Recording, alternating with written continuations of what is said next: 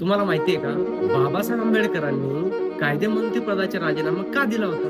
Doctor Babasaheb आंबेडकरांनी भारतात महिलांना समान हक्क मिळावेत म्हणून हिंदू कोड बिल तयार केले. त्या बिलमध्ये मालमत्तेवर समान अधिकार, वारसा हक्कात समान हिस्सा, पोटगी मिळवण्याचे अधिकार, घटस्फोट घेण्याचे अधिकार यासारखे अनेक कायदे होते. पण त्या काळात हे सगळं खूप मोठं आणि क्रांतिकारी पाऊल होतं. पण समाजातील अनेक लोकांनी याला विरोध केला.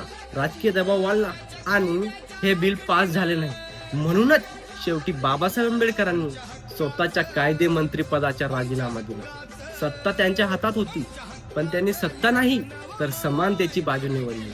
पण नंतर याच बिलमुळे काही भाग कायद्यात बदलले गेले. मग पुढे त्यांनी असा निर्णय घेतला, लाखो लोकांचा विचारच बदलला, म्हणजे धर्मांतराचा.